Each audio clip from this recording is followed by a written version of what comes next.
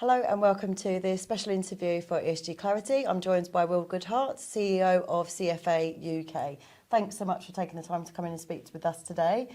We last caught up, it was a Zoom interview over a year ago.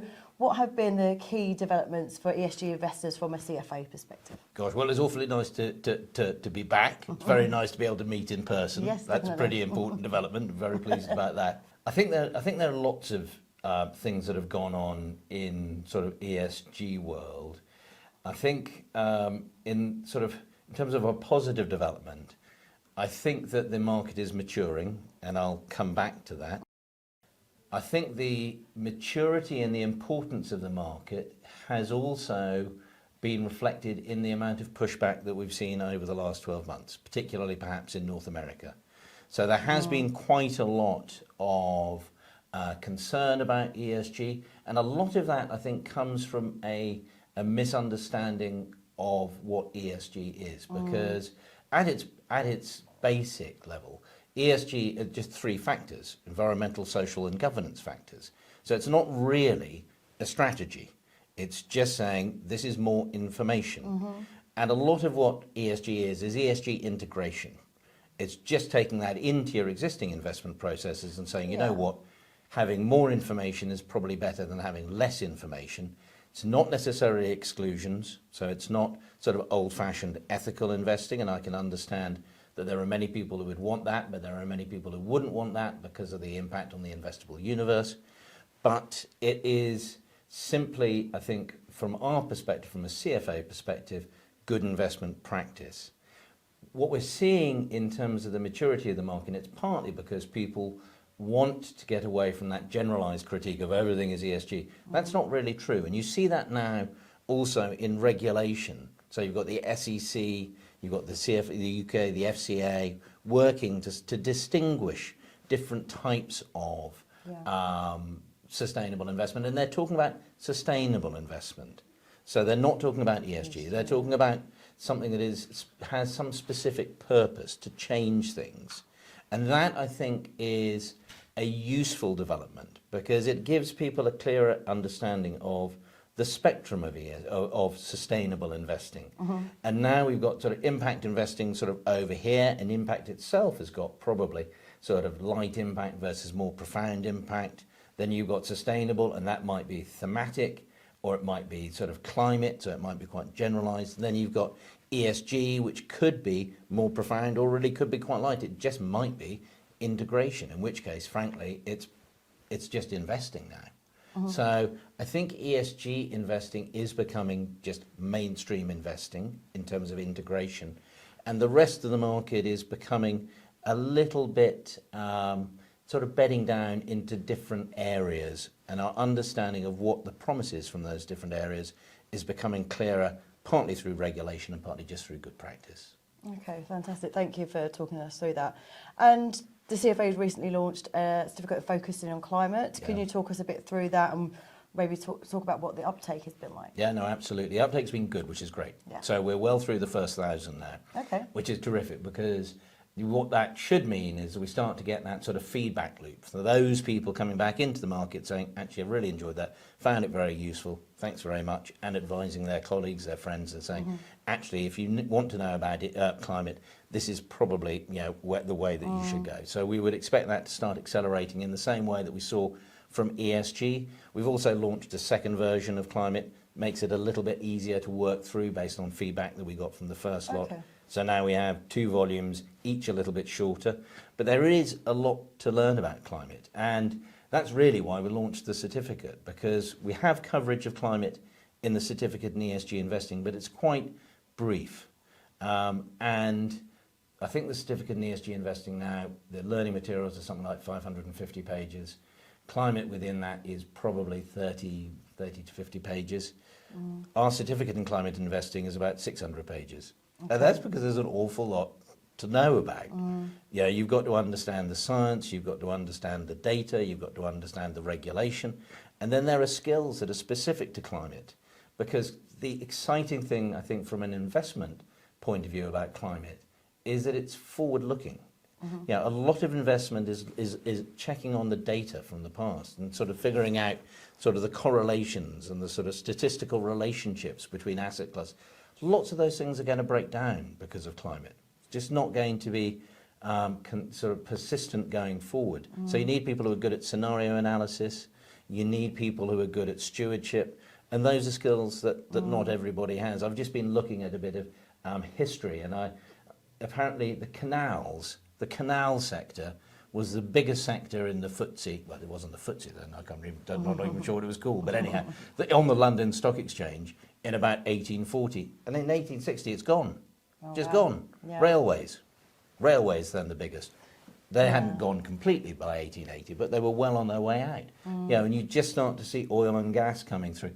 You know, we're at the beginning of another industrial revolution, a fourth industrial revolution, based around climate and our need to respond to climate. That's going to change the investable universe. People need to be able to know how to work in that. Yeah, I really hope we do get to see that rapid change, like you've just, the example you just gave. We really do need to see it, don't we? And are you still planning to launch an impact investing We certificate? are. Thank you for asking. Okay, great. No, Tell us more. well,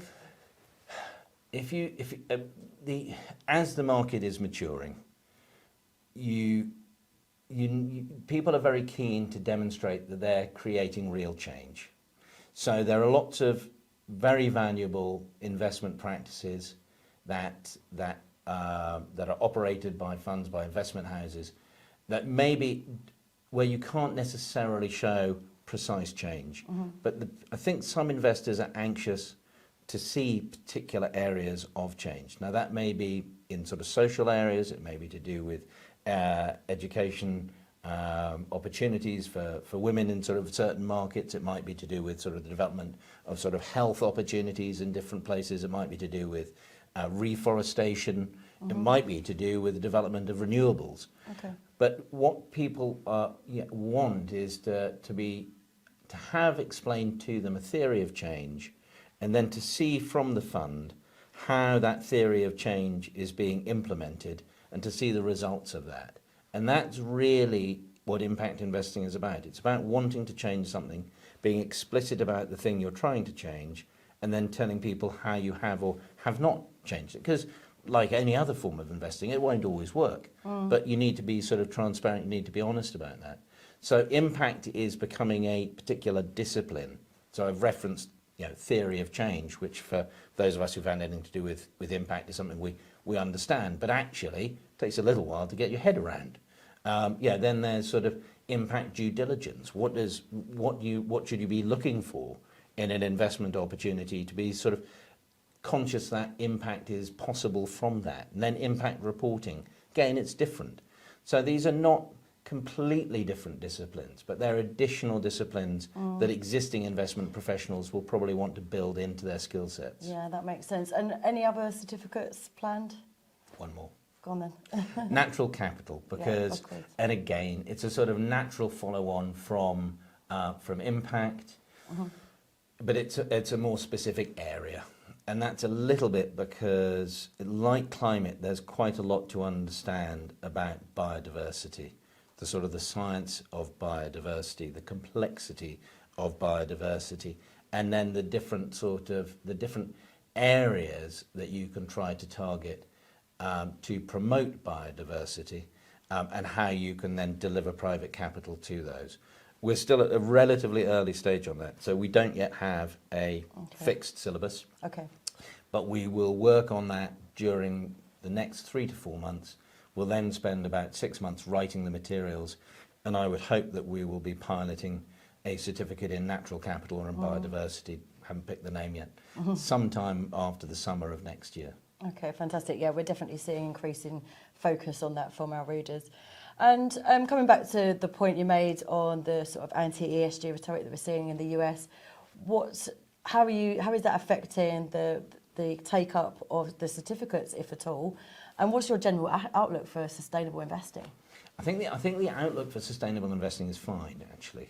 I think that there is an irreversible momentum towards that. And that's partly because policy and regulation is all going that way. Yeah. And that's not just from That's right.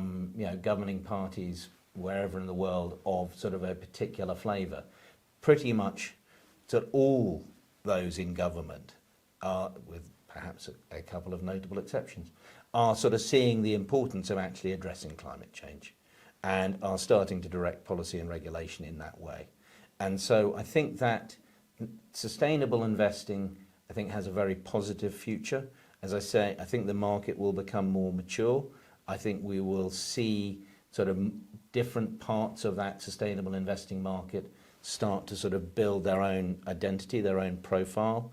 So sort of if we started with ESG and we're now sort of slightly leaving ESG behind, we've moved towards sustainable investing, and sustainable investing perhaps might become an umbrella that we use slightly less and we start to use a bit more climate, biodiversity, impact, get a bit more and specific. those different pieces of it start to sort of to build their own standards, their own practices. And that's certainly what we're seeing, and that's actually why we're able to build a sort of a learning program, a certificate around that, because good practice is now understood. And so now what we can do is talk to the people who are doing that and explain that to others. Fantastic. Thank you very much for sharing all of your insights with us. Really great to have you in, and hopefully see you again next year. Lovely, that would be fabulous, thank you.